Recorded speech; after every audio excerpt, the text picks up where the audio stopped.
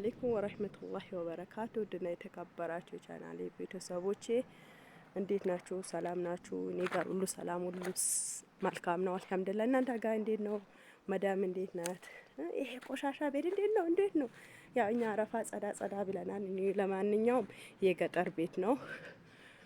የገጠር ቤት የናፈቃችሁ ያው ውጭ ሀገር ስንኖር እኮ እንኳን ብዙ ነገር ይናፍቀናል እኛ ማለት ነው። ስለዚህ አንዳንድ ነገር ጠይቁ፣ ሂደን ጉብኝትም የምትፈልጉበት ቦታ ይሄ ያሳይኝ በሉኝ።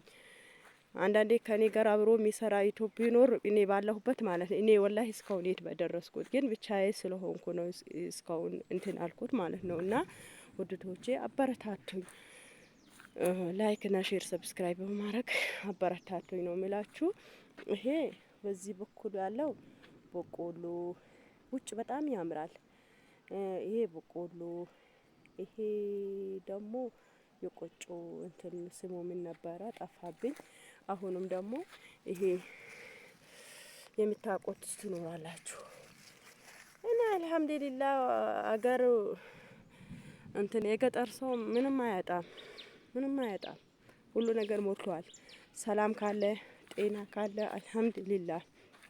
ወላሂ ያው እኔም የሰው ሀገር ነበርኩት ለእናት አባቴ ቤት ልሰራ ያው ይሄን የሰራሁት ለመጀመሪያ ሳላገባ በፊት ሂጄ ሰርቻለሁ፣ ተመላልሼም ሂጃለሁ። ግን ያው አሁን ደግሞ ትዳር ከያዝኩት በኋላ ሄድኩት ታምሜ መጣሁት። እኛ እናንተ እዛ ስትሄዱ ሳሰሩ አትቀሩም። ሚሰሩ አብዛኛ እኛ እኮ እዛ ስንሄድ ማለት ነው ሆዳችን ተው ሌከሌ በታተነው ነው የምንመጣው ማለት ባዶ እጃችን የወጣናበት አላማ ራሱ ረስተን ስንቱ ነው የምንካደመው፣ ስንቱ ነው እንትን የምንለው ማለት ነው። ግን አንሰጥ ወይ አትስጡ ለማለት አይደለም ወላሂ። ነገር ግን ልክ አለው የሚሰጡትና የማይሰጡት ሰው አለ። ግን እኛ እዚህ ስንመጣ ማለት ነው ወላሂ ማንም ተመልሶ ማንም ቀና ብሎ የሚያየን የለም። ግን እናንተ ራስ በራሳችሁ እዚህ አገር ስትገቡ ተመልሼ ልሂድ በትሉ እንደኔ ማለት ነው። አሁን እኔ ተመልሼ ልሂድ ያልኩበት ጊዜ ነው ያለሁት። ምክንያቱም ያው እዛ ያው ይሄ ብዬ ልናገራችሁ አይደለም። ያው ሁሉም ያገሩ ያላችሁ ታቁታላችሁ፣ እዛ ያላችሁ ደግሞ ለታቁት ትችላላችሁ። ምክንያቱም ያው መጥቶ ሄዶ ያውቀዋል።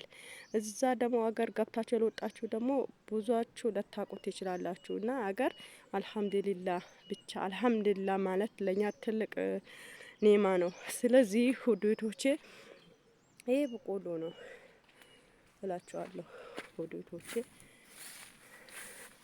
ይሄ ደቡብ ቁልሃ ይባላል። ጎጆ ደግሞ የናፈቃችሁ ካለ የጎሮ ቤት ነው። ያው እኔ ቤት ያለ እናቴ ቤት ያው ያነሳሁት ቤት ነው እላችኋለሁ ውዶች። ይሄ ጫት ነው የምታዩት። ጫት አይፈቀድም ምናምን። ያው እዛ ስንሄድ ብዙ ነገር ብዙ ጣጣ ነው የምናወራው። ግን ያው አገሩ ያለንበት ነው እንግዲህ። በዛ በኩል ያለው ድንች ነው፣ በዛ በኩል ያለው በቆሎ ነው እላችኋለሁ ውዶቶቼ። ምን ለማለት ፈልጌ ነው ውዶቶቼ? እኔን አበረታቱኝ፣ ወላሂ አበረታቱኝ። ስደት ተመልሼ እንዳልሄድ ሂጄ ሰርቼ መመለስ ይችላለሁ። ግን ብቻ በቃ የታመምኩት ሁሌ ከጭንቅላቴ አይጠፋም። አሁንም ብሌት ያን ህመም ነው ማየው ብዬ ነው ያለሁት እስካሁን ማለት ነው። ይሁት እና ስለዚህ ውዶቶቼ ላይክ እና ሼር ሰብስክራይብ በማድረግ ቻናሌን አበረታቱኝ ነው መላችሁ። እና እላችኋለሁ ውዶቶቼ ይሄን ይመስላል። በመቀጠል ደግሞ ቤት ውስጥ ልገብቼ ላሳያችሁ ማለት ነው። ማብራት የለም። ሰላም አለይኩም። ልጅ ያለቀሰች ነው ማብራት የለም እላችኋለሁ ውዶቼ። ልጄ ከዛ በኩል እያለቀሰች ነው እላችኋለሁ ውዶቼ። እና ላይክ እና ሼር ሰብስክራይብ በማድረግ አበረታቱ ነው የምላችሁ። ውጭ በጣም ያምራል። ቤት ስትገቡ ደግሞ ጨለማ ነው፣ ማብራት የለም።